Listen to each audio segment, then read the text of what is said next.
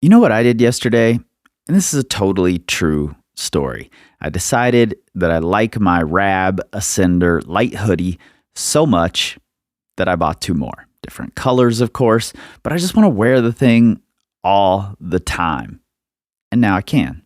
And Rab are generously supporting this entire season of Written in Stone. They're dedicated climbers themselves, and they channel this expertise and passion into their designs. Nothing fancy or over-engineered, just honest, hardworking gear you'd rather repair than replace. Someday, I'm sure that I'll need all three repaired, so I appreciate that. This episode is also brought to you by Tension Climbing, where you can use code WRITTEN15 for 15% off of select items, and by Power Company Climbing, where you can use the code STONE for 20% off of most training plans, products, and books.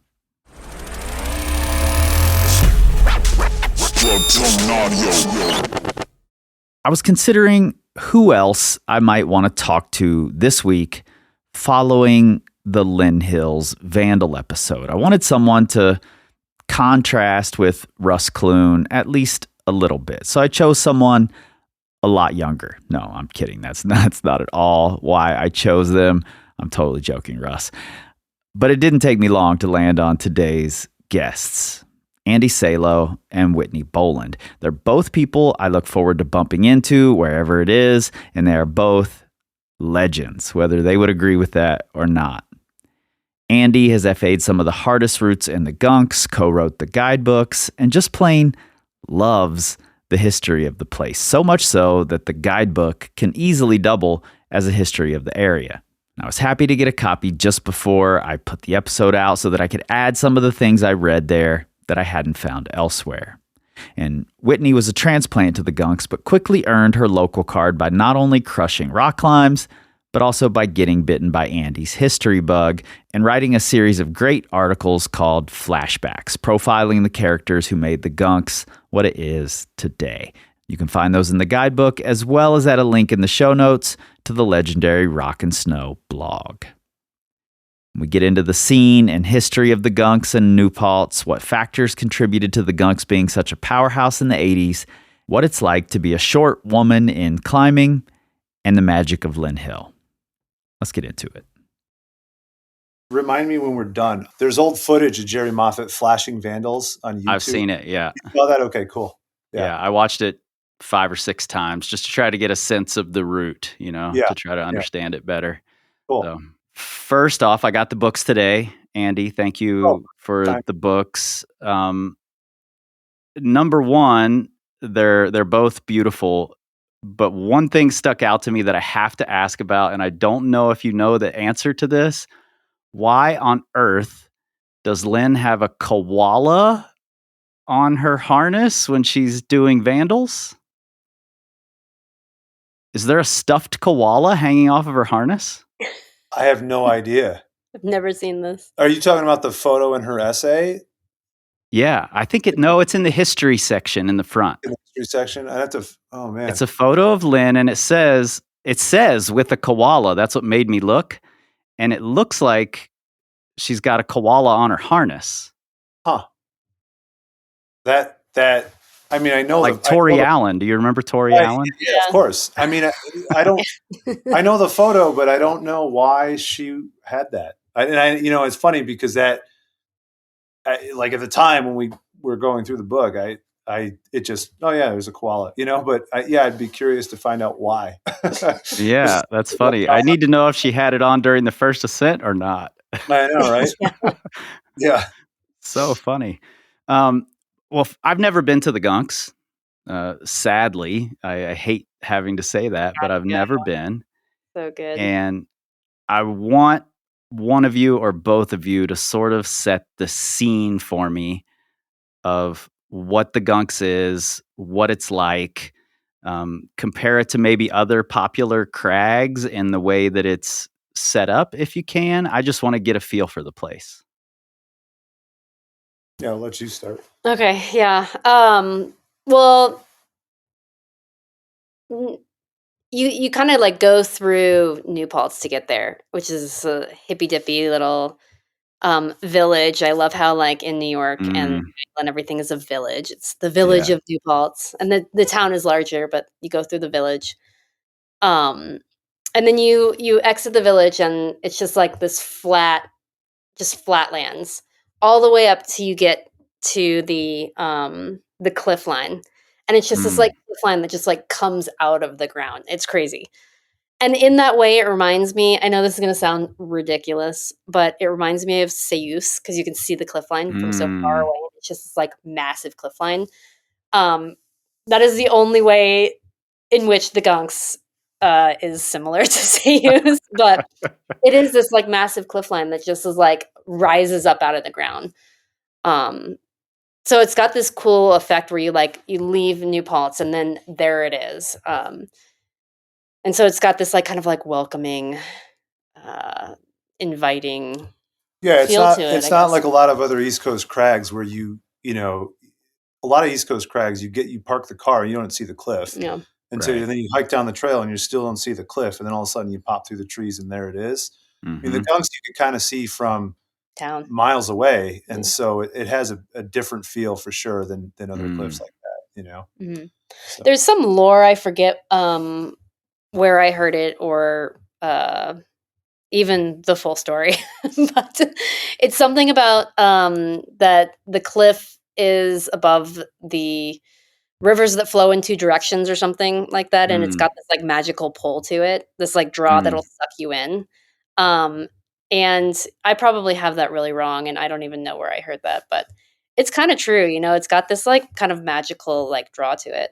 Yeah, I was gonna say maybe that's just your experience that you're maybe from. It could just be my experience, but you know, it's this like beautiful like kind of whitish rock, especially when you get over to Millbrook.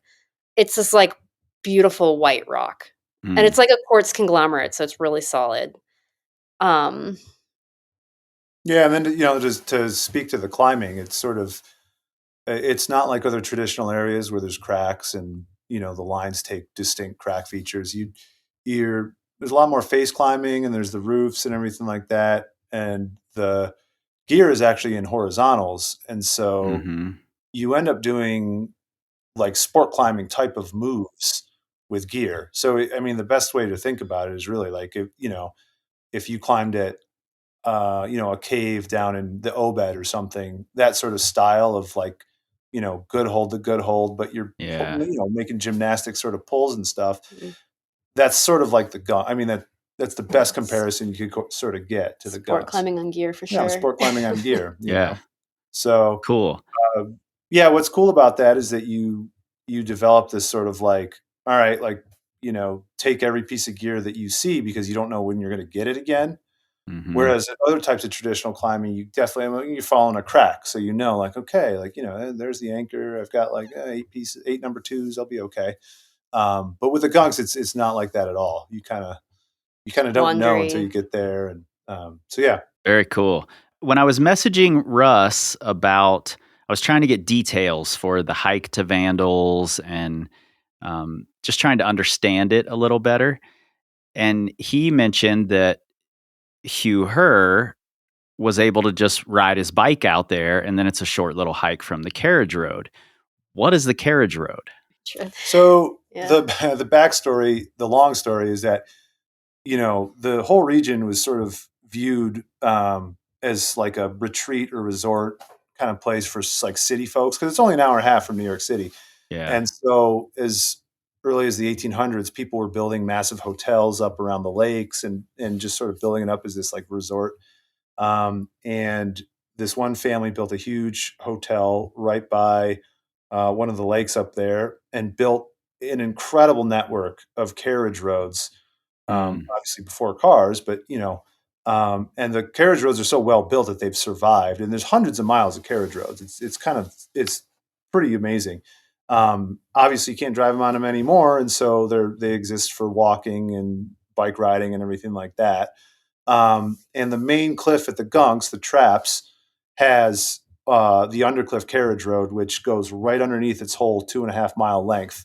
So you walk down this, well-groomed carriage road, and then there's little, approach access stairways leading up to the base of the cliff, depending on where you want to go. And the cool thing about the carriage road is it overlooks the whole Hudson Valley. So you kind of, it's this like sort of scenic walk that you're doing to get to the crag. Yeah. Well, It's the kind of other a whole funny vibe. thing is like you'll walk by like a lot of the cliffs, and so there's a lot of heckling from the carriage road. Oh, yeah. People That's what climbing. I was going to ask. Like, especially back in the 60s, 70s, do you know what the like sense of attitude was about climbers coming in there? Maybe this was like the reason for the Vulgarians. Like, were they like really pushing against the touristy people, or what was the deal then? Do you have any idea? I mean, I think the shortest answer to that is basically that the cliffs were privately owned by this hotel family, and a lot of climbers were worried about liability and took it upon themselves to sort of regulate who was able to lead climb and who was able to go out and all this sort of stuff. Mm, I mean, it's super regimented. And so the Vulgarians sort of like pushed back against that regulated got it. sort of vibe. And they said like, no, if so-and-so wants to lead, they can lead, who cares? But the other group of climbers had, I mean, they literally had belay cards and they had, That makes sense. That makes sense. One of the things I read talked about that, and I was like, "What are they talking about?" yeah, yeah. And in the context of liability, it makes a lot of sense. I mean, Yeah. nowadays we'd probably more err on the side against the Vulgarians and be like, no, like let's respect the landowner and stuff like that. But yeah, so that was sort of the 50s and 60s was that sort of push pull of those two sort of attitudes, I guess. Mhm. What caused you to move there? Like, I know you from the Red. We climbed Yeah. a lot together in the Red. What caused the move? Was it for Andy? Did you meet Andy there? Tell me Yeah, about that. no, I met Andy at a climbing event in West Virginia, and I was living in Chattanooga at the time. But yeah, I moved up to New York to be with Andy. I was working remotely at the time, copywriting, and so it was like Mhm. an easy transition just to move somewhere else. But yeah, that's what took me up there. But I had visited him before I moved up there and to check it out to make sure I was like gonna enjoy it. So Yeah. we did a couple climbs, and it's super fun. It's like Andy said, it's sport climbing on gear, and I have a sport climbing background. Mhm. I would call myself mediocre trad climber at best because you know, most of my experience is at the Gunks when it's sport climbing on gear. You put a crack Sure. in front of me and I'm like, "What do I do with this?" I'm like, "Don't know what to do with my hands." So, Yeah. Yeah. um, but yeah, that's kinda what took me up there. Got it. And you said that you drive through New Paltz Mhm. when you're going, and you describe New Paltz as hippy dippy little Yeah. village. Is it a climber type of town, or is it just kind of a bohemian sort of feel? A little bit of both, Yeah, right? a little bit of Yeah. both. I mean, you certainly like see other climbers walking around. There's an amazing gear store in town, but there is a college there too, and so you get an influx of Mm, mhm. Yeah. new faces and a lot of young like sort of energy and yeah, It's a mix. bohemian's a good way to It describe it. I'd call it like a dichotomy of a lot of different things. The New Paltz itself is really freaking old. Like the French Yeah. Huguenots are like from the 1600s. They've been Mm, the area's been populated for a really long time. But it just gets this interesting mix of people because you have like people from New York City, like just like straight up like in the depths of New York coming and visiting, and then you have people that have lived in like small town New York forever, and then you have these like older climbers and younger climbers. It's a college town, but then there's people that have lived there forever, and there's artsy people, and then there's it's just like a yeah. mishmash of people, and it's kind of cool that way. There's a lot of personalities. Yeah. Yeah, That yeah, sounds really interesting, and that's sort of the vibe I've always gotten from reading about it, and I've never, like, read about New Paltz, but reading about the Gunks and just hearing New Paltz, maybe that gives me that vibe. I don't know why exactly, but that's the feeling Yeah. I've always gotten. Yeah, it's quirky. And I think it reminds me a little of, maybe not too much, but so when I first started climbing in the New River Gorge, I met Kenny Parker. You remember Kenny? Mm-hmm. And he called the land of the misfit toys. Mm-hmm. And I kind of feel like New Paltz has the same vibe Got it. of that. It's just a lot of people they're climbing for the love of climbing, and they're out there doing it. I don't know. People are you get the really accomplished people that are in the city, and then you get others that are just making life work whichever way they can. You get, it's such a mishmash of people. Are a lot of the old climbing legends still there? Did they settle down there? I mean, a good deal of them. I think a lot of the people from the Vandals era, if they were in the sport climbing mode, if they were the ones that wanted to start bolting and stuff like that, they eventually moved away because they wanted to push things, and obviously not being able to bolt kind of limited them. But the people that were entrenched in the sort of more traditional vibe, they're still around, for the most part. So yeah. Cool. I think that says a lot about a town, an area in general, and the people can fall so much in love with the place and make their whole life there. Yeah, I mean, some of the guys don't even climb anymore, but they're still on, the trail crew. Yeah. And they spend their Sundays volunteering, moving stone and building these stone staircases for approach trails and all sorts of stuff like that. So yeah, that's cool. Does it get busy at the crag? It depends on the crag. I mean, it used to be when I was first climbing there that if it was harder than 510, it was going to be open. That was the rule of thumb. It was I just, push it a little bit and you'll have an open route. But now it's the levels come up a lot actually. And the main traps on a nice day is there's a party on pretty much every classic. And so you kind of have to avoid crowds, you have to go to some of these outlying crags, and kind of, get a little more selective, I guess. But Got it. I don't mind a scene now and then. I get it so rarely out here that it sounds kind of nice sometimes. Yeah. Right. Yeah. And there's the crew.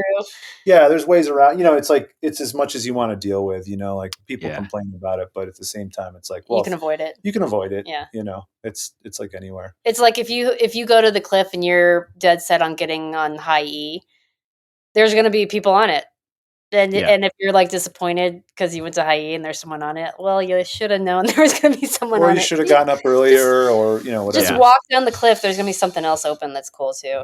Well, I know that intimately. I had that exact experience in Australia. We were in Arapalis for one day, spent most of our time in the Blue Mountains and in the Grampians, and I wanted to do Kachung and I wanted to get on Punks in the Gym.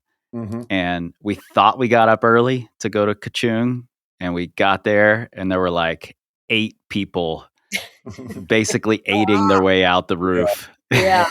And I climbed every route at the crag waiting for it to open up, and finally it did. So we finally did it. But I think that's Australia's high E, right? Yeah. And it's that and Punks are the only routes I think I really know that well, and from there, that you've heard exactly. About. And the Lord of the Rings thing from the John Sherman photo. Exactly. Yeah. Yeah. Well, Whit, questions for you. Yeah. I know you've spent a lot of time in the New as well, and the New is another place that can, is a place that can punish shorter climbers, and you're not a tall climber. No. How tall are you? 5 feet and a half an inch. 5 feet and a half. That half an inch counts. The half inch counts. You gotta claim it. What's your ape index? +1, so 5'1". Got it. Yeah. So you're even a little smaller than Lynn. Yeah. I actually have this photo. Maybe I can dredge it up. Of me and Lynn measuring our ape index. Oh, really? Back to back. Yeah, she's a touch taller. She's 5'2", I think. Yeah. Did you take that photo at the New? Yeah, I feel like I was standing there when you took that maybe. photo. Yeah, it was at the New. It was like Area 58 or whatever it's called. 58.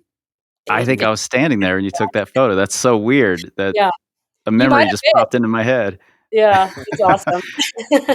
Well, what is the Gunks like in terms of that? Like, is it an area like the Red that has a lot of intermediates you can play with, or is it more like the New? I mean, the Gunks, there's a lot of steep roofs, and you're making kind of like big moves, like good hold to good hold.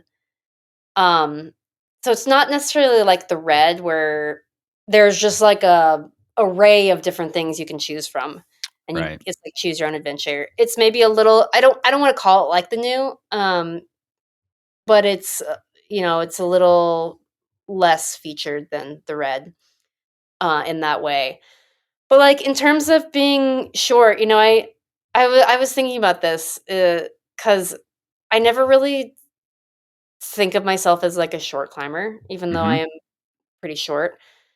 Um, and I don't know why. I feel like I very rarely and I can only speak to myself personally, but very rarely, am I, like, coming across routes where there's, like, you know, not like alternate beta or something. I find like Right. there's a lot of times there's alternate beta. I mean, I've been on 510s in the New that I'm like, well, this is just it's this hold and it's that hold way up there, and I am not going to do this 510.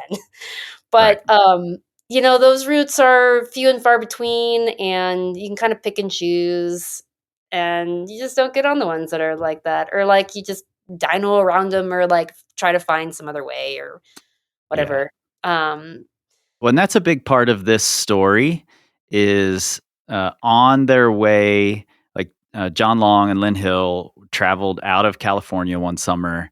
mhm, They went to Colorado, and while doing the first ascent of this coveted crack climb there that ended up being 12 plus, there was a boulder problem down low that it took Lynn several days to sort out that John could just reach through no problem. Wasn't even a move for him.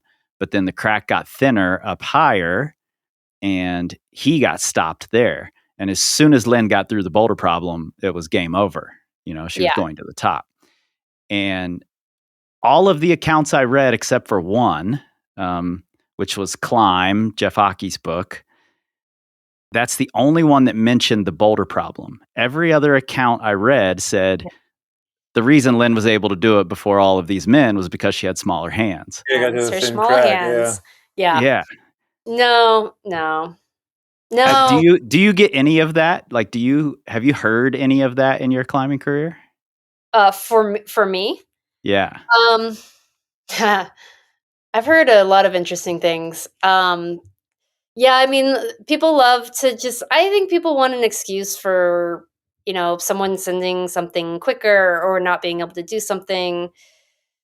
Um, for me personally, I don't think I don't know. Have I heard that? I can't think of anything off the top of my Uh, head. Not for But being short, but for being a woman. Yes. No. Mm. Yeah. Seriously. Like, yeah. Well, I've watched men underestimate you and Jen Venon both. yeah, I've watched it happen at the Red a few yeah, times. Yeah. yeah. There was a time. Where were we in North Carolina? Yeah. We were up at Shiprock, which is actually, if you've ever been there, is quite Gunks-esque. Yeah, And we were just up there for the day. And I had kind of like pulled together a collection of classics that we wanted to hit. And it was her go. And I was like, oh, there's this 511 thing, 2 pitches. And I was kind of like trying to piece together the description I had written down. And this guy saw us kind of like looking, and he was like, what are you looking for? And I told him, and he saw her racking up, and uh, he was like, oh yeah, it goes through there, blah, blah, blah. And she's racking up for it. And he's like, but you might want to let him lead the first pitch. It's super scary. And he just showed up at the cliff. He hadn't seen either of us climb. So the assumption that, I mean, for all he knew, like she could be guiding me today. Like what, Right. Right. but yeah, she didn't really engage him, which was perfect. And then like onside the whole thing in one long pitch and skipped like the intermediate belay and all this nonsense. And Nice. like, yeah. And it's funny. he, he kind of like ate it a little bit, you know. He kind of like, that was a good lead, you know. He's kind of, but yeah, that was pretty good. Yeah, that blows me away that still happens, because I just assume every time I see anyone else at the crag that they're climbing ridiculously hard, especially if it's a small child or a small woman. I'm like, yeah, they're a crusher. They're always gonna outclimb you. Yeah. Yeah. But it's funny, I mean, to bring it back to that route, I find that a lot. Like, people like to be like, "Oh, it's the small hands in the crack," but like, you know, the tall person reached through the boulder problem. It like evens out, you know. It's Yeah, like totally. the tall person might have an advantage on this section of the climb, but not this, and then it's vice versa for like a shorter person. So, you know, Yeah. I find that routes a lot are like that a lot, where it's not just like easier for one, you know, height. Usually there's sections that are more difficult for various heights, you know. Yeah. Um, I and the think gunks is the same way, you know. It's like sometimes there's these like big moves out steep roofs that are just a little harder. But a lot of times you can find ways through it, or different techniques, you know, yeah. like shorty techniques, getting your feet really high. Like, you know, if you're short, you can get your feet extremely high. It's Mhm. like, I think the first time we ever climbed together, you gave me a shorty techniques tutorial. oh yeah, I swear what to did God, I think you did. oh, no telling Yeah. what was in that tutorial. The cover of the guidebook, your everything cut loose, hanging on at the lip of a roof on Yeah, ozone, I think. Is yeah. that a mandatory move for everybody, or is that a Whitney Sure. move? For Yeah, me, that's yeah, like a for perfect me. example of what we're talking about. See, you You just know? get to look cooler than everybody. Yeah. Yeah. Yeah. I think about it a lot in terms of, like, when I was a gymnastics coach, I coached young boys, and there was one kid on my team. His name was DJ, and he was like half the size of all the other kids. I mean, his mom, I think, was like 4'7". Yeah. So really small family. And because his arms were so much shorter and he was so much thinner than everyone else, when we would do things like rolling push-ups, like you'd do 3 push-ups and you'd push off as hard as you could and go into a roll, sideways roll, and then more push-ups, and you do that all the way across the floor, everybody'd be done and he'd be halfway across the floor because he's Yeah. doing double the amount of Do push-ups, you know? more, Yeah. yeah. And he'd be almost in tears, and I'd be like, "DJ, you You can can stop quit, now. you know? You can stop." And he'd be like, "Nope." And he'd just keep going and keep going. And he Yeah, turned out to be the best on the team. So, yeah, um, yeah, yeah, sometimes you just gotta do more moves. It comes down sometimes twice as many. to twice as many moves, you're good. I don't remember the first time I met her, but the first memory I have of being around her, um, I think it was the Petzl rock trip in the Red. That was, like, 2008, right? 7. There's 7? I performed with my 10 was she 10 years old at that time? Who? 2007, she would have been 10 years old, my daughter, my Oh, oldest daughter. I yeah, performed awesome. with her at that rock trip. Oh, Nice. that's cool. She came up on stage and rapped with me. I, like, vaguely might remember that. Yeah. Yeah, well, we were at, the chocolate factory, and Mm, there's that, like Charlie. yes. How did you know I was going there? Were you there that day? I wasn't there that day, but I remember that's when it got done. Yeah, there was, like, a bunch of it had just gotten done, I think, and they had a top rope on it, and this was, like, before I moved up to the Gunks and really, like, started, like, sinking my teeth into trad climbing, so I was, like, not a proficient placer of gear. And so I was like, "Top rope, sick. This is gonna be Yeah. awesome." And I remember watching Lynn climb it, and she, like, floated up the thing, you know? Mm, If you've seen her climb, she looks like she's walking. She just, like, yeah. floats. I was like, "Oh, she just made that thing look easy." And then I got on it, I got schooled, you know, just, like, totally schooled. But I was, like, you know, already kind of starstruck by Lynn, and then, you know, you watch her climb, and you're just, like, so impressed, like, you know, it's so second nature to her. Um, So that was one. And then, the memory of being at Area 51, right? Mhm. 51. Yeah, Area 51. Yep. And that day, I cannot remember the name of that route that we were trying. It's like a 12D, and it's got this huge move in it. Yep. I know exactly. I was there. I was absolutely there. Yeah, and she was like, I like had gone up on the climb and fell at the big move, and she was like telling me about the softball move. And I think I had like taught a clinic or something because it was for an event that we were all there, and I had taught a clinic, and it was like techniques for like short climbers or something, and I had this technique for climbing. In the new where you basically like mantle a big hold, you like throw a knee down. Yep. And hers was the softball. And she's like, you hang real low and you like toss your arm like a softball and use the other one as like a pendulum. And that was like her short person technique. And she was like demonstrating it on this route. And then we were like measuring like ape index. And then later we went to like Kenny Parker's. There was like a house party for like the event. And just hanging out with her and Russ Clune and Yep. they like go back. She cried on my shoulder at that house party. She cried on your shoulder. That's Yeah. She was very drunk. Yeah. And was talking to me about Todd Skinner because I had just done Float, the song about Todd. Yeah. And she was crying on my shoulder. I was like, no one will believe this. No. Oh my God, that's so funny. Yeah, I remember that party. Yeah, I think a lot of people got really like pretty wasted at that party. Yeah. Well, you're totally right about her climbing though, that it's like watching her walk. And I remember the first time I watched her climb, and it's exactly that same feeling. And when I was a young skateboarder, I skated in a competition at a National Guard armory at like an amateur competition that Tony Hawk skated in the pro competition later that day. And then he came to our ramp and skated our ramp afterward. And watching him skate back then was a similar thing. It was like, oh, he's not even on a skateboard. He's just standing there. Like, this is just what he does. I think it's like the analogy that people make this with musicians too, is that the skateboard is like a part of his body. Exactly. It's not like he's standing on, and it's the same. It's like, no, it's not like you versus the rock. It's like, no, it's like cheesy, but like you're one with the rock. Like there's no separation between where the rock starts and you.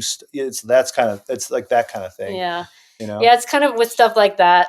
You watch. It's like watching a master of it. Yeah, watching a master do it. It's like rule number 1 of rock climbing: never compare yourself to another climber. You watch someone like float up something and never think that that's going to happen to you. It's like rule number 1. If it looks like really easy for someone, just be like, that's going to be hard as shit. Yeah, I had a similar encounter with Ron Kalk in Vitavu, actually. Watching him climb, he climbed so fast, which blew me away. I thought he was going to be this really slow, graceful climber, and he climbed really fast. He never second guessed any movement at all. Mm-hmm. And mid pitch on this like 5'11" off-width thing, he's talking about butterflies. And I was just like, what the fuck is happening right now? Yeah. I've never seen anyone climbing off-width this fast or that precise. And he's just chatting with us about butterflies. It's like this delicate thing. Yeah. That is so funny. Mm-hmm. No, Lynn's funny. She's very intense, when you talk to her. Yeah. But I mean, she's always been like an inspiration of, the way she climbs and the way she thinks about climbing and her understanding of moves and how to move your body is really, really interesting. Like when you hear her talk about breaking down like a sequence of climbing and how you interact with the rock, it's like not a way that I think, or not a way that I hear a lot of other people think. It's really interesting. Yeah. Yeah. I'm not going to go into my super nerdy coaching bag now, because we'll be here for another hour. Yeah. But you're totally right. I love watching her climb. Well, you've spent a lot of time in various communities, the Red, Chattanooga, Western Slope of Colorado. Yeah. What's the climbing community like in the Gunks? And can you sort of compare and contrast it to other communities? Yeah, I mean, like any climbing area, it's always in flux. Like the climbing community when I was there is different than it is now. I'm not really sure Sure. what it's like now. But when we were there, it was a tight knit climbing community, and I kind of as I kind of came into this community as an outsider because it was a lot of friends that Andy already had. Um, and it's friends that Andy still has a text thread going with, and they send like Mm. 400 messages a day. It's amazing. But yeah, a lot of guys. There's some women climbers. But it's a lot of guys, which reminds me of like kind of how it was when I started climbing in the Yeah. red. Yep. Um, you know, you were there around back then, Mm-hmm. like Jen Venon, Jen Sauer, Kate Reese. Yep. There was like a select, but there was like a lot of men. I think maybe it's flip flop now. I There's a think whole lot you of might be right. female climbers. I love it. But like you know, back then, and even in the Gunks, I feel like there was that for me at least, and again, I can only speak to my own experience. So you were talking about coaching gymnastics. I have a gymnastics background. So Mm-hmm. I always had this background of like strength training or just being like confident and feeling strong, I guess. Yep. And so then when I came into a climbing community, I was like psyched to just like be climbing, and I happened to be climbing with guys, and like I happened to be, the community that was there was very accepting of me in the red and as well as the Gunks.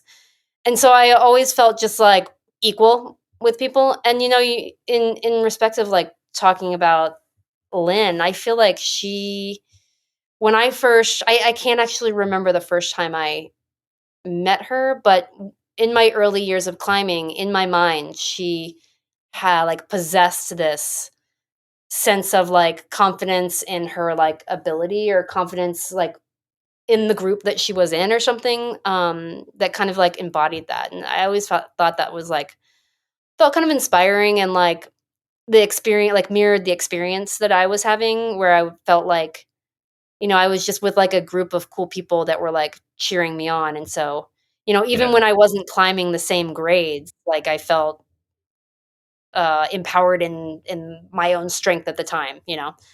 So that's, I kind of feel like the climbing community, to answer your question the long way, now the short way, The long way's how we do it. is in both the red and the Gunks always felt super like supportive and like welcoming. Cool.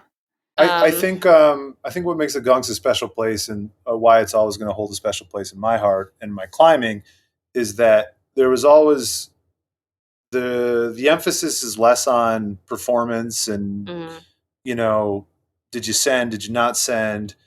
It's a little bit more of like, hey, did you get out, like what did you do, did you have fun, how was it, like it shies away from sending and is more just about like, oh, you did experience, Son yeah, of Ezio, like sweet, that thing's so good. awesome, yeah, Oh, you did CCK, oh, that's amazing. And it's like you're talking about the best 5.7s and 5.8s. So yeah, you know, Right.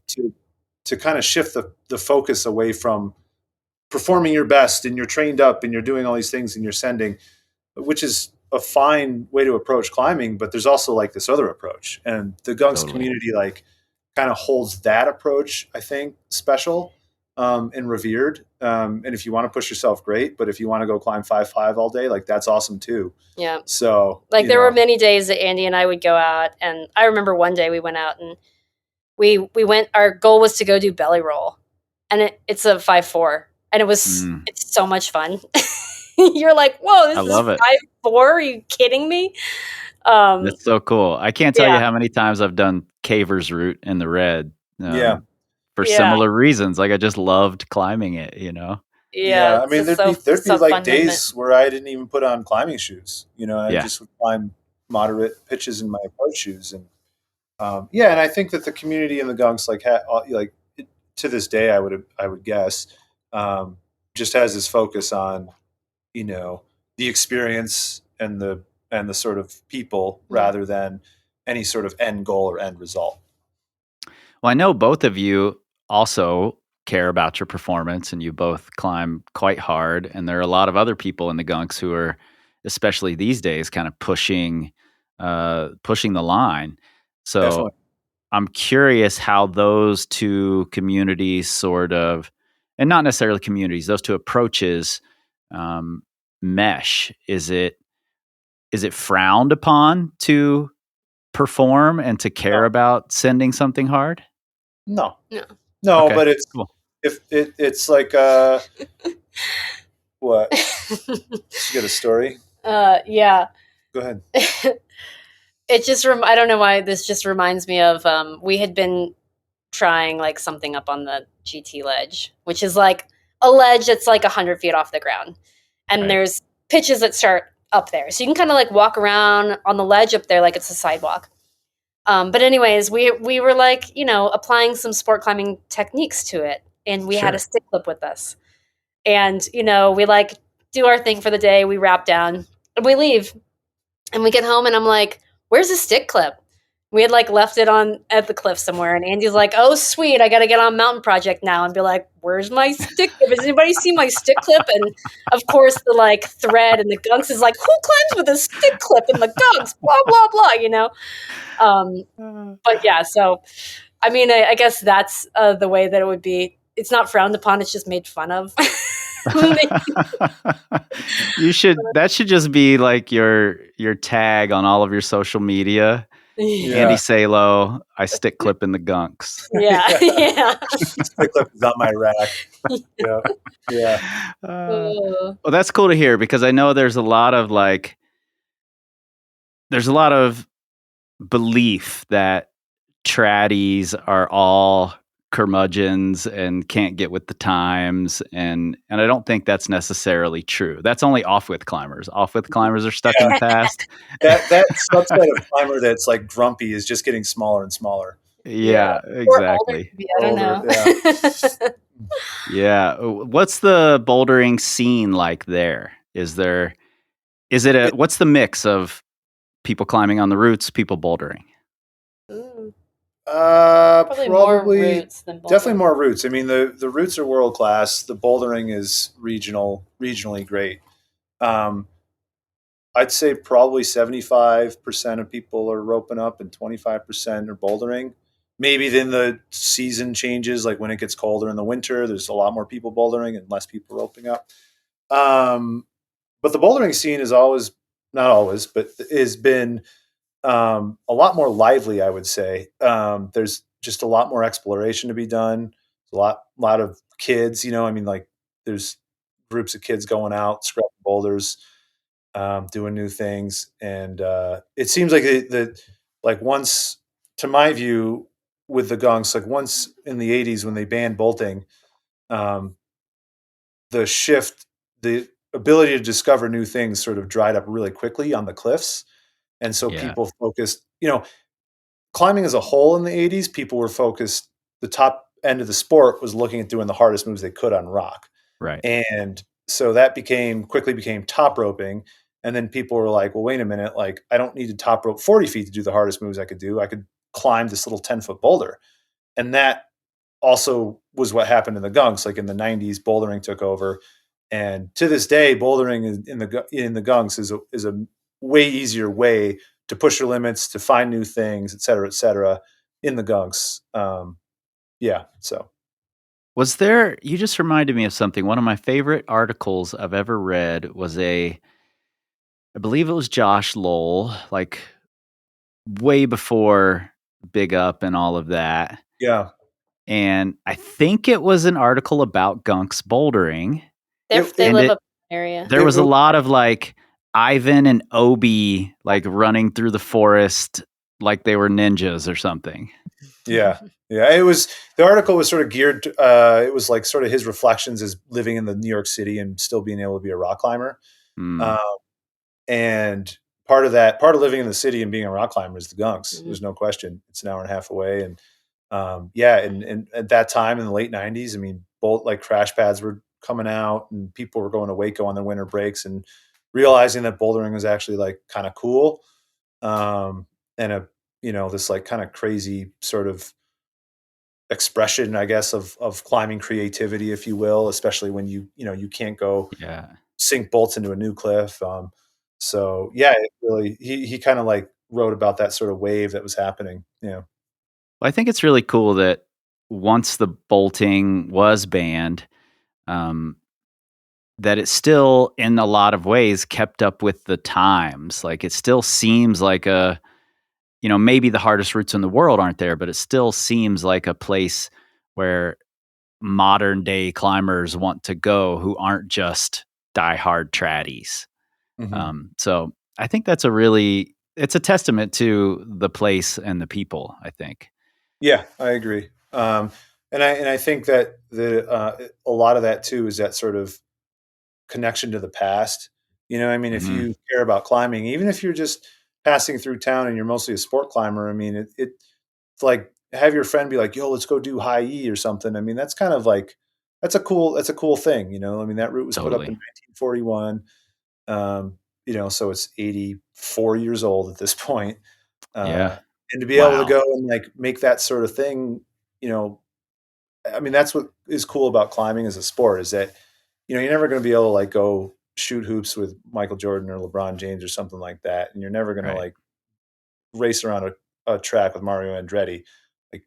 But with climbing, you could go and climb on the routes that your heroes have climbed on. Right.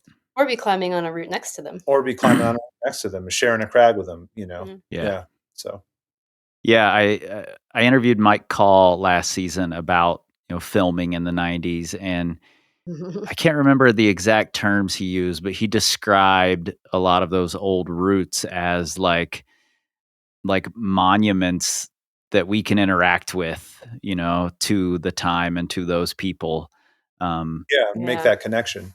yeah, it's just Yeah. that's such an interesting way to look at it. We get to follow in their footsteps. We can go on a playground and play basketball and pretend we're Michael Jordan, but we don't get to go into the same Packed floor arena. he played Yeah, on. exactly. Yeah. So yeah, Yeah. that's cool. And unlike a museum where you'd have artifacts that you can't touch, and you can't take an Indian spear and go hunt a mastodon. Um, Right. like You can, you just won't find a mastodon. yeah, yeah, yeah, Be out there for a while. yeah. But yeah, I mean, like the Gunks in a way is like this museum of like snapshots through time of how climbing sort of progressed. And Yeah. it does leave out the sort of sport climbing chapter a little bit. There's a smattering of a half a dozen sport routes that you could go do. But you kind of skip over that little section. But other than that, you kind of get a full snapshot of the sort of arc of rock climbing in America. Yeah. Do you think there are ways that it flourished because of those limitations that were put on it? Like when you contrast it with a Red River Gorge or something like that. Yeah, I mean, I think it flourished in the sense that the history, like we just were talking about, kind of stayed true to itself rather than erasing it with a whole bunch of bolts. And maybe that less focus on performance is also a result of Totally. Mhm. Yeah, absolutely. Because yeah, to be honest, like you can't always. I mean, the Gunks has a ceiling that you hit your head up against, and you see it with locals that they just get it in their head that like, no, I'm a 5'10" climber, I'm a 5'9" climber, and that's just yeah, how they operate. So there is that little bit of holding back, but there is also that flourishing of just like, no, well, I'm going out and doing pitches because it's fun. I'm going out and just to have a good time. I'm going out to hang out with my friends, whatever. So yeah, it's a bit of yin and yang for sure. Well, there's also this ceiling in terms of sometimes at the Gunks, there are like the harder routes sometimes come with like the protection can be more risk. sparse. Yeah. Yeah. Um, so you'll and I think that sometimes the harder routes will get a bad rap or like people will hold them to like a certain standard because of that. They'll be like, "Oh, all 512s are like there's no Right. protection." So like, "Oh my god, you're yeah." Yeah, so sometimes it's Yeah, I mean, I guess to frame your question of has it flourished? It's sort of like, well, what do you what's like the sort of long view of a climbing area? Is you it to know. be cutting edge? Is it to be where Alex Migos and Adam Andra come, to try the hardest routes, or is it this sort of like place that can just be, and Hmm. you know you can go and follow in the footsteps of people that have through the decades have sort of explored climbing on their own terms. So yeah. Yeah. I love that view of it. And it also occurred to me that maybe I pushed past the idea that it's not focused on performance a little too quickly without thinking about like there are all of these people who are climbing 510, say, who get a little anxious about the fact that they're not performing like everyone else at the crag. Like they can't go to drive by on a Mhm. Saturday because there are all these crushers there and they don't want to be looked at in that light. Um, Someplace like the Gunks where it's not as much focus on performance, maybe that's just an easier place to exist for the newer climber too. I think so. I mean, yeah, like the the 5.5 leader who's taking their like putting their first few cams in the rock. I mean, they're Yeah, like mentally they're taking as big a leap as like you or I getting on some death route. Um, totally. like Totally.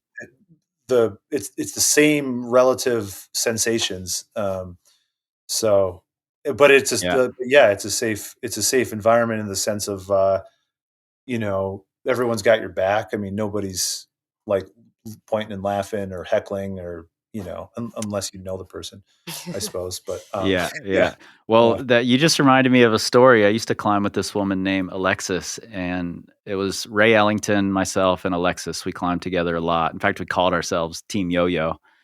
And she was a scared leader, so she would start crying a lot of the time, but she would just keep plugging away. She would keep placing gear. She would keep climbing above it. She would just keep going. She would never give up, crying through the whole pitch. My gosh. And I would be like on a rope taking photos or belaying or whatever. And there was always friendly ribbing. But then one day, Ray was laying on the ground drinking a beer while Alexis and I were climbing.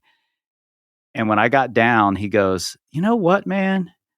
Alexis is the most brave of all of us. She thinks Yeah, she's going to die on every yeah, pitch, So rude. exactly. but she keeps climbing. If I Yeah, get scared, I quit." yeah, totally.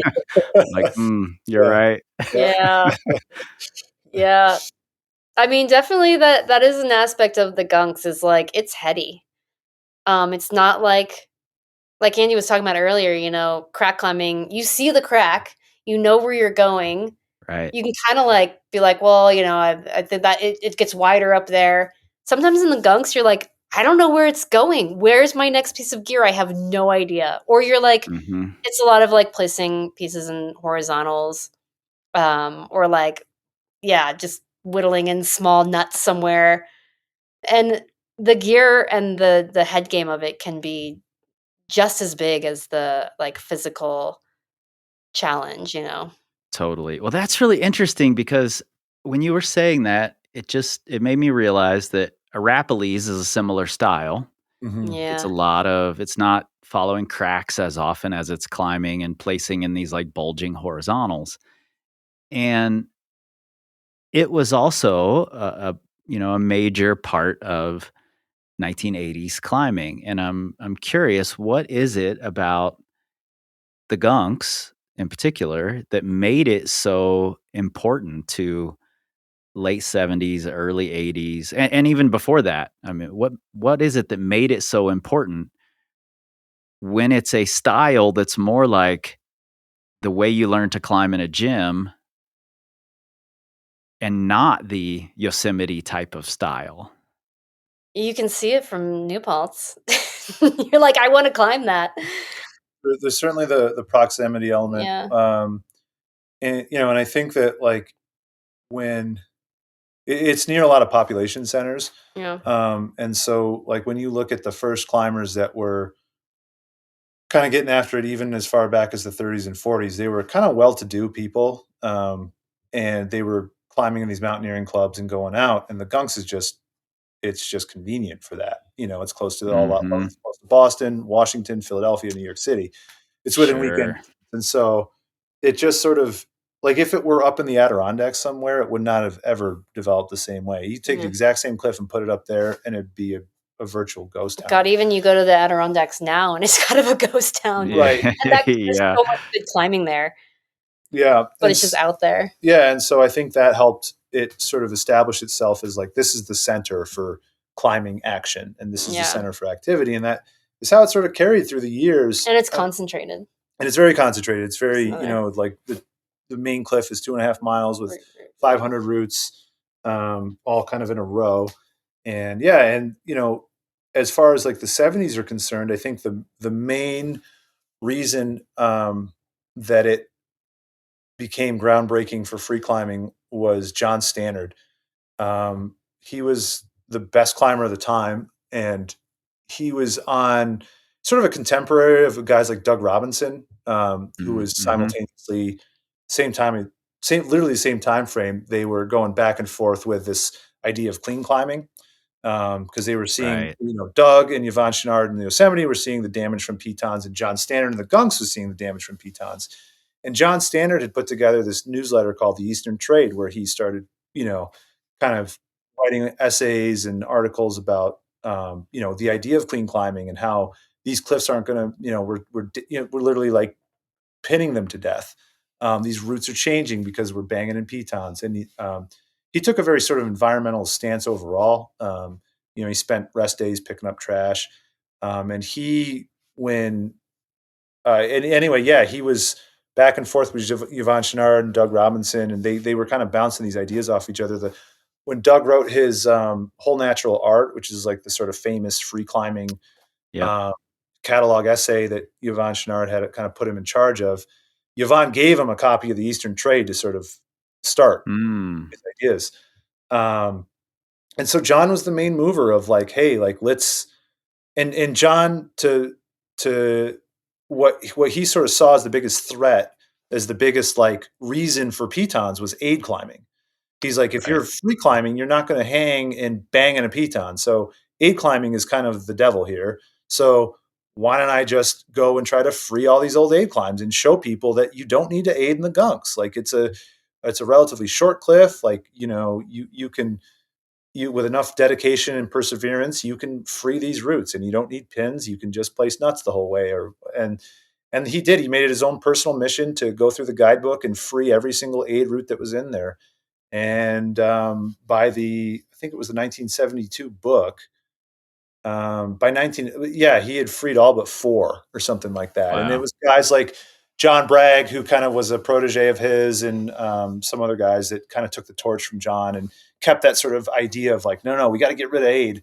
And that was an idea that carried through the 70s, well into the 80s. And by the 80s, a lot of those old aid lines, they'd all been done. And so the free climbing wave was still there, but it was sort of like, all right, well, now let's just do this, but on like new terrain. Right. So, Do you have a sense of what the ethics of doing a route free was back then? Like, what were the rules, so to speak? yeah, I'm coming into contact with lots of places sort of coming up with the idea of what we now call red pointing all at around the same time. yeah. I mean, I wasn't there. So this is a lot of just personal research and Sure. interviews and stuff like that. But, it seems like at the time, free climbing in the 70s sort of developed as, okay, we starting on the ground. We're going to do all the moves without hanging on the rope. Like the same sort of rules for what counts as a free ascent now. Like I did the whole pitch without weighting the rope, or pulling on a gear. That's a free ascent. So that sort of lines up with what we consider a free ascent now. Um, what deviates is that they didn't, if they fell, they immediately lowered to the ground, right? Like they didn't sit there and look at the move. They didn't like, So it was already the yo-yo sort of. yeah. So like if you were, you would lower to the ground and give the rope to your partner, and they didn't always pull it. So sometimes they would leave it through the top. Most of the time they left it through the top piece. People who didn't go along with that were guys like Henry Barber. Henry Barber was insistent that the rope always had to be on the ground too. But for the most part, yeah, the yo-yo of like, okay, Chris, like you and I are on this route. I go up, I get in like a couple wires, but I fall off in this little crux. I lower down. Now it's your turn, and you go. You see how high you could get the rope or the gear. Right. And that was kind of the vibe on these like newer routes in the early '80s. And there's now I think if you and I did that on a sport route, we'd be somewhat ridiculed. Oh, for sure. But it would still, in my view, still count as a free ascent. We still did all the moves from the bottom to the top without weighting the rope. I'm all for top roping, just for the record. Yeah. And I'm not sure when we decided that you had to also place all the gear on the go. That's something that sort of came in the 90s when people started top rope inspecting things and figuring out the gear. They kind of said, well, if I know what the gear is, then I should start with it on my rack at the ground. There's no point in leaving it on the wall. But free climbing in the 70s and 80s, there was a lot of gear in place. Sometimes the hardest person's job was literally getting the crux wires in and then melting off. But they did most of the work. They just don't get credit for the, tagging the anchor first or whatever, or tagging the ledge first. But yeah, I think the yo-yo is a super fascinating approach because it's so, it's like such a teamwork spirit.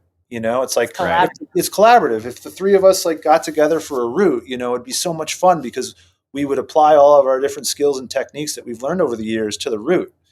And it'd be like we'd all be approaching it as equals.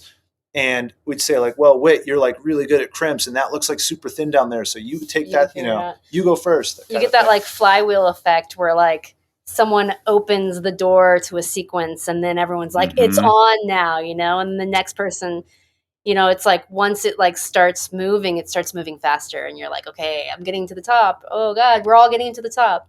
Yeah, that's certainly some of my like fun, like I've only truly yo-yoed a few times in the Gunks, just kind of out of fun and like, like I don't want to like figure out how to get a top rope on this thing. Like, let's just go for it, and taking turns. And like, that's been some very memorable ascents. Granted, it's not super efficient if you just lower over it, figure it out, or just like sit there and hang dog and, work the moves. Like it's more fun to just be like, all right, yeah, I'm good. Your turn. Like it's a fun way to climb. It's like a diversified experience. Yeah. Because you've got the like climbing and the difficulty of the climbing, but then you've also got like the element of like doing it with friends and heckling and like cheering each other on. And it's like this cumulative kind of experience. It also makes it that the ascent or the send is sort of like the afterthought. Yeah. It's sort of like it puts the focus more on does this go or how do we protect it or is this even a rock climb? That's like the sort of focus. And the send is like the icing on the cake. Like it's sort of almost like once you hit a certain point on a yo-yo ascent, the send is a foregone conclusion. Right. And so it's a cool way to climb because it does shift the focus away from like clipping the chains or performing or whatever. And everyone gets to play a role too, which is very cool. And I feel like modern sport climber and even modern trad climbing too, unless you're doing a big wall or, a long free ascent like that. But if you're cragging, it's a very one-sided, like you've got your project and I've got mine. I'll belay you and support you, but I'm not helping you get up that thing any more than you are. It's like, go on your own, bud. So yeah, totally. I hadn't really thought about it in those terms until I talked with Russ this summer, and he sort of brought that to my attention. And the yo-yos become really fascinating to me as I've been researching this season because I've run into these quotes from Wolfgang, from Jerry Moffatt, where they're seeing, like, even after red pointing had become a thing in the Frankenjura, Wolfgang is saying, oh, I think I'm going to continue yo-yoing because it's harder. Yeah. It's like there's more involved than the red point, Sure. Yeah. And I found that really interesting when I first read it. In my head, it was like, oh, red pointing was invented, everybody switched, Right. Right. But even the people closest to where it was invented and when it was invented weren't convinced. And I Yeah. think it has a lot to do with what you're talking about, this Definitely. collaborative effect. We all love going bouldering and sharing beta and, playing on things with each other and making up sequences. And that's what this is like, just done on a rope. Yeah, that's exactly right. I mean, bouldering is what now you get to experience that whole camaraderie. Like you go out and, oh, dude, I saw this boulder on a hike. Let's go check it out. And you get to the gang together and you throw down the crash pads and, oh, you find this like subtle heel hook and then Wick unlocks this little thing and you're like, oh yeah, cool, it's on. And then the three of you all do it quick, something like that. And it's this like team thing. And yeah, exactly. Like that back then it was that, but on a rope. It also sort of brought me into this idea of I'm gonna switch gears here and talk about coaching climbers for just a second, because I just had a conversation with one of my coaches about um, tactics and when and how we use them. We use tactics outside to sort of try to lessen the challenge in some way, shape, or form. Yeah. But then we also go into the gym and we're climbing on the board and we're being super tactical on our board project. Is that the time to be tactical? Like we've defaulted to, let's try to make everything easier. As efficient as possible. Yeah. And when I read this quote from Wolfgang where he's like, I'm going to continue yo-yoing because it's harder to do a route that way, I was like, whoa, what? Like that doesn't compute in my brain. And then I'm like, are we going the right direction? Like, is making everything easier the way to go? Or is that a focus on performance instead of a focus on the challenge of the moment? And the people. And like I think like, Yeah. A lot of that, like when you're old and gray, are you going to look back and be like, well, the best part about my climbing is I tick blah blah blah amount of 513C. Like, no, it's going to be Right. like this sort of thing. We're talking about these old memories of hanging out in the red, drinking beers and watching people cry while they trad climb. Like that is what sticks with you. And I think Wolfgang was sort of wise in knowing that, like, right, I could keep like pushing the needle. Like, yeah, I could maybe, like if he hadn't passed away, maybe he'd say like, oh, yeah, I could do 9A plus. Like I could train, I could get there. He's like, but I think he was wise in recognizing that, like, no, like some of my best memories aren't necessarily about doing the next hardest route. They're also about like those crazy moments with my climbing partners doing these like wild things that like the grade and the Sen were sort of like an afterthought or sort of like on the side. And it was like sort of those shared experiences, and I think like to loop it all back to the Gunks, I think that the Gunks sort of does a great job of holding on to that sort of approach to climbing of, yeah, you could maybe do it quicker, but like, is that always the best way? Sometimes not, consider the other side, Yeah, I agree. I think the focus has just become performance. And I'm as guilty as anyone for pushing that out there. I make my living training people to Yeah. perform. So, Yeah. so I understand that focus, but I also, this summer, for instance, I'm trying to perform. I'm trying to reach this goal of sending 100 513s, 100 different 513s. And I come across this old Paul Piana project that's bolted. It wasn't ever fully cleaned. I love Paul. Paul's one of my favorite humans. And immediately I was like, I have to wrap down this thing. I have to stick clip up it, something. I need to see what it's all about. And I just got hooked on it. And it really wasn't the climbing that hooked me. It wasn't the grade. It was going to slow down me reaching my goal, but it was about Paul, and it was about, I know Paul's his health is declining, and I'm like, I can I'm going to text Paul every day I'm coming out here. I'm going to text him photos. I want him to feel the same thing I'm feeling. And it was just such a cool experience to be connected to that history, to be connected to someone else who had a connection to this route, to this area, to this rock. The Gunks is Totally like different than performing. I mean, the Gunks is like that. Even just like climbing high E, to think that, it was put up like, what'd you say, 84 years ago? You're climbing it and you're like, oh my God, doing this on hemp ropes or whatever. Like, you're like, what? This is insane. Or like, I remember, you're talking about a lot of this is about Lynn, and she did Yellow Crack, that like 12C or D, I forget what it is. And I top roped it, and climbing like the upper section, all I could think about was that like she like on-sighted this thing, just like and made it like there's like no gear up there. You're just like, oh my God, it like connects you to the past and to people, and what it just puts you like in a different moment, and like connects you to like people in a different way. Totally. Is there that sense of history like all throughout the Gunks and that community? Yeah. Yeah, I think there's a pretty big sense of history. I mean, it's such a old climbing area too. Like there's not that many that have such a deep history. Yeah, not one that's front and center for sure. Yeah, it's still this popular. Yeah.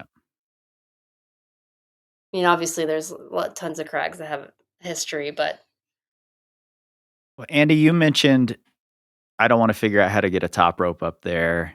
We're just going to yo-yo it. I'm curious what the process is like there doing first ascents. Is it cool to just throw a top rope down and try whatever? That's not frowned upon at all?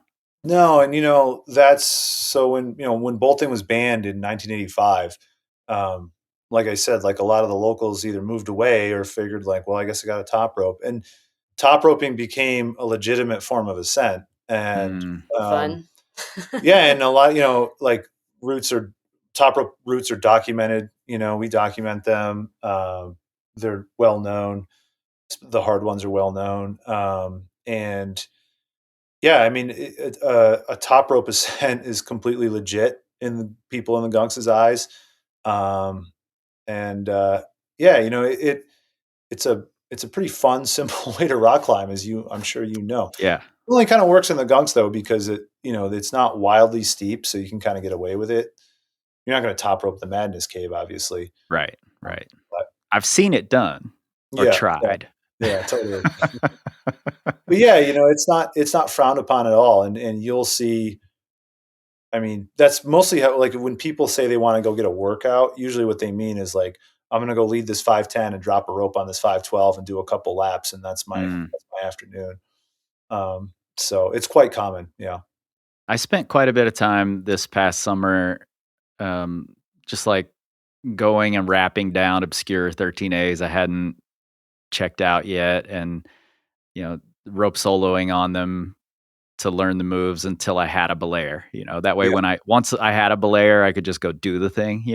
That was my tactic a lot too. Is I would rope solo on something and figure out the gear and brush it, and then get it to where I was like, okay, like I got a 95% shot that if somebody's holding the rope, I'm going to be all right. Yeah, that was kind of like it was like a nice process too, because it's kind of rare to go cragging and do that, like to be out there by yourself, swinging around on a rope. That's the experience I was having. It was just nice. Like I could just go out super early in the morning. I would see herds of elk out there that I wouldn't see in the middle of the day with everybody else, and it was just so peaceful and fun. Like by the end of the summer, I was like, man, maybe in my 50s, what I'm doing is just top rope soloing everything. Yeah. Yeah. And I mean, you're not boring your belayer to tears. You're not, right. I don't know. It just seemed like a respectful way to approach something new. Totally. I love hearing that, especially about the Gunks and the modern take on things. And I mentioned this in the doc I sent you guys, but it blows me away that it was like one of the first areas to have this online mobile app guidebook, and it's this really old climbing area that doesn't even allow bolts. Yeah. I just found that really ironic, but it fits with this young town, old town with a lot of young people, New and ideas. Yeah. and new ideas coming in, and finding a way. Constraints are put in place. We're going to find a way Mm. to make this thing work regardless. I think that's Totally. really cool. Yeah. Have both of you climbed Vandals? I know you have, Andy. Have you climbed Vandals, Whitney? No, I didn't get on it. I didn't get on it that day, did I? Mm. It's not super accessible. Oh, that's right. Skytop is Yeah. closed now, Yeah, right? Skytop's Unless you're still on that guided. hotel property. Yeah. So we got The backstory is that the hotel owned all the cliffs, and they eventually cleaved off the traps and some other cliffs and made a private land trust called the Mohonk Preserve, and that's who manages the cliffs now.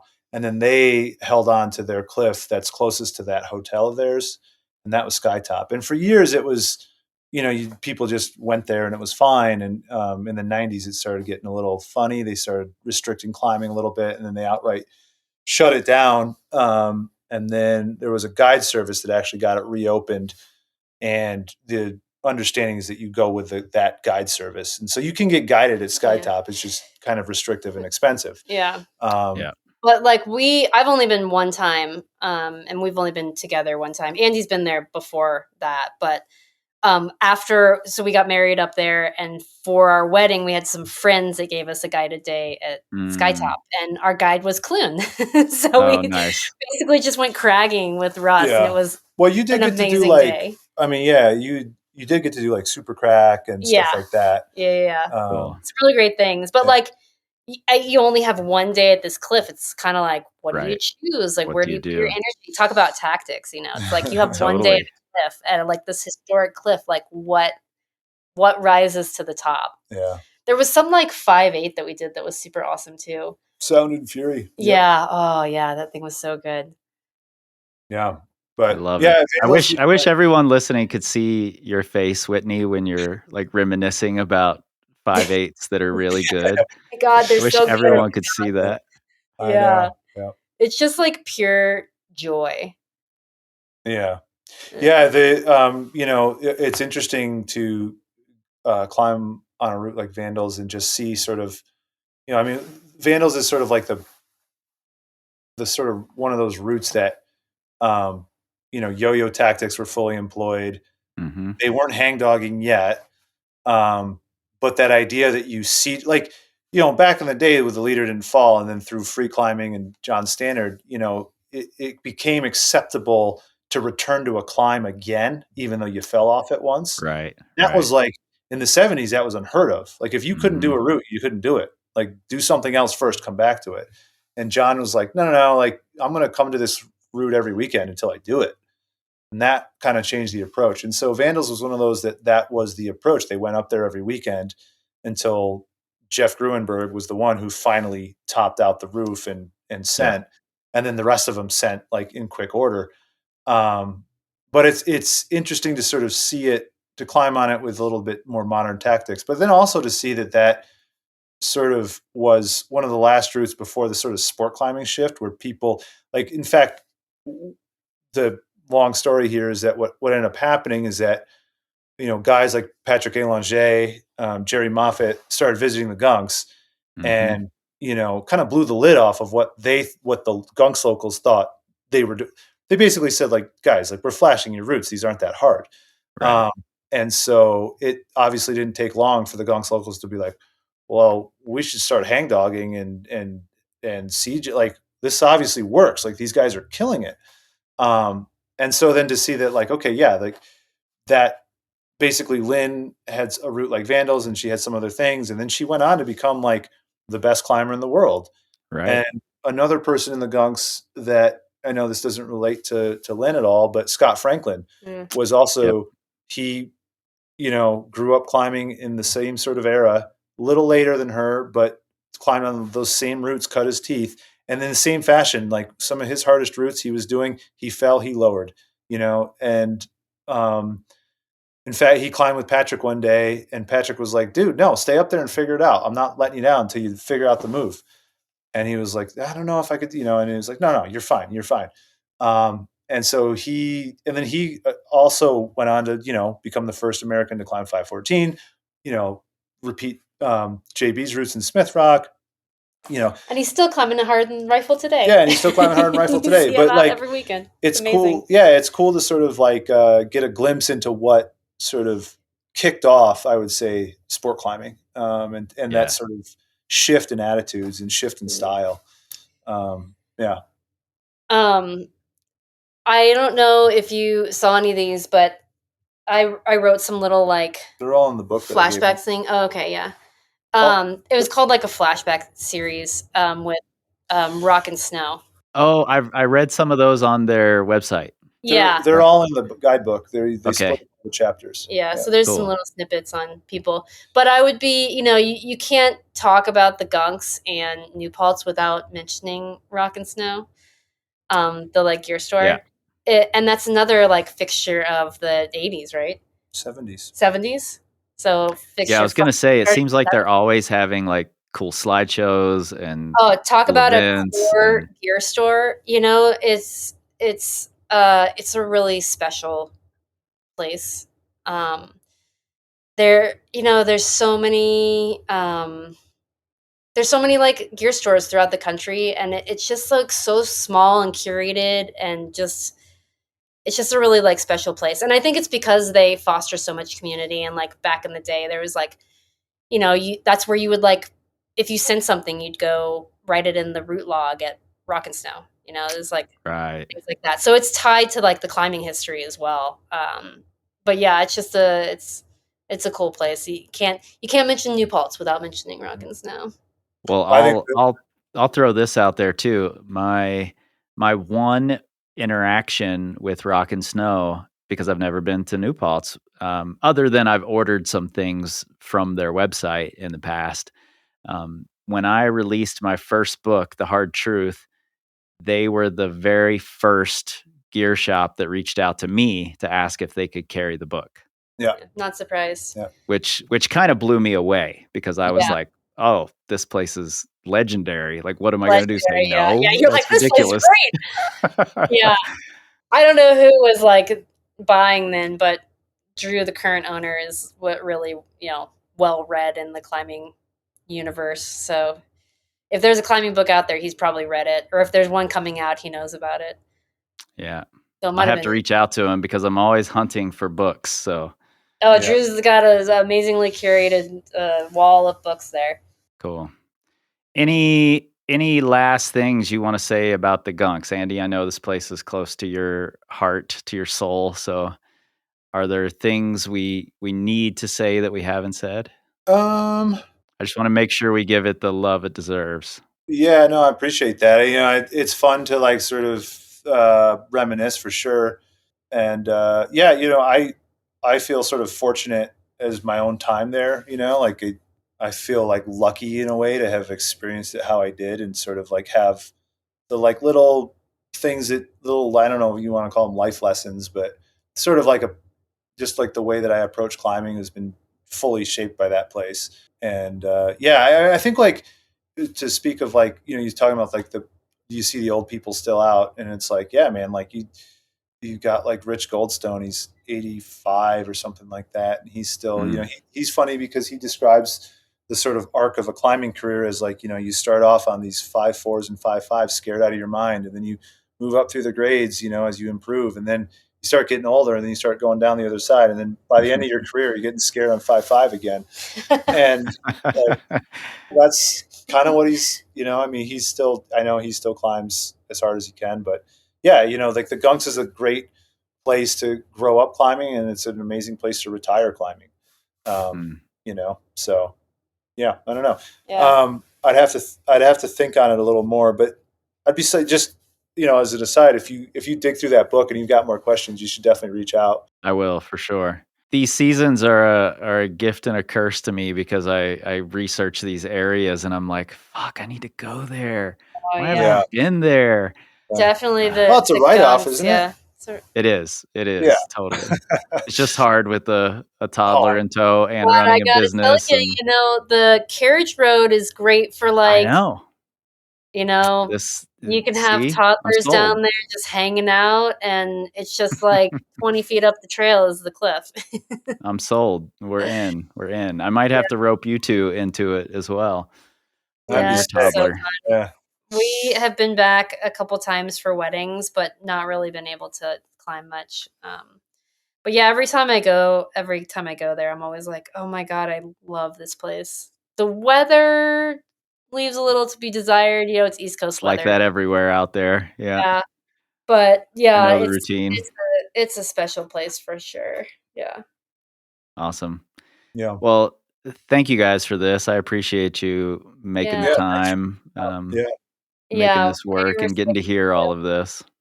Yeah. It's like to be a part of it. Thanks for including us. It's totally. You do good work in the climbing world, so we're glad to be a Thanks. part of it with you. 1, 2.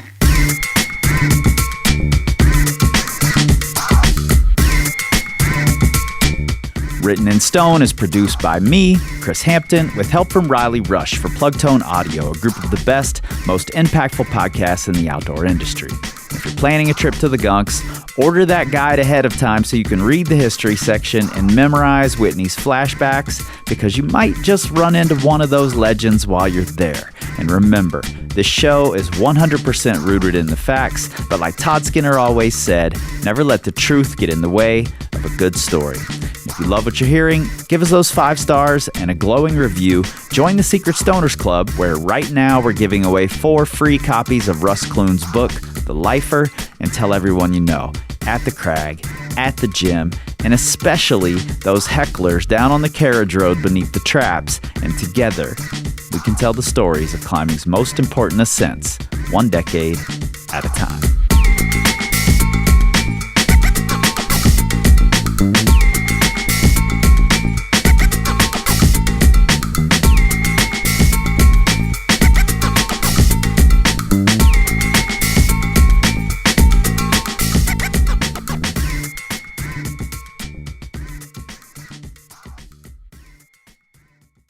Secret Stoners. You all have really turned out in that Patreon post about the book giveaway for Russ Clune's The Lifer. Man, so many of you in there liking and commenting. I appreciate that. This episode was sort of a last-minute decision. I had thought about trying to talk to them before and had just not gotten around to it because things have been so busy over here. But I'm really glad we were able to make it happen because I really just love talking to both of them. They're straight shooters. There's this face that I know Whitney makes when you say something dumb that she just isn't buying. I can see that face in my head right now. I'm not even sure what it was I said to her. Probably something about a move being hard somewhere. And she was just like, what are you talking about? And Andy is one of the straightest shooters who can have a real conversation without getting defensive over his positions, but not backing down from his position either. And those are my favorite kind of people. And you all are, like I said before, getting another episode with Russ, bonus episode. I think tomorrow. I think that's when I have it scheduled for. Forgive me if that is incorrect. It could be Friday, but I don't think so. I think it's tomorrow. Well, yeah, tomorrow when you're hearing this. And it is late here, so my brain is not completely working. I had another small breakthrough in the episode I've been working on, but then I just couldn't get it right reading it today, so it's still not recorded. I'm still planning to try to have it out Monday. If it doesn't happen Monday, it will happen later in the week, but I'll let you know if it's not going to happen on Monday. Still trying to get it there. There's still time. I can still do it. Cross your fingers for me. And that episode that I'm struggling with is about one of the most influential climbers of the 80s and 90s, who there's not a ton of information about.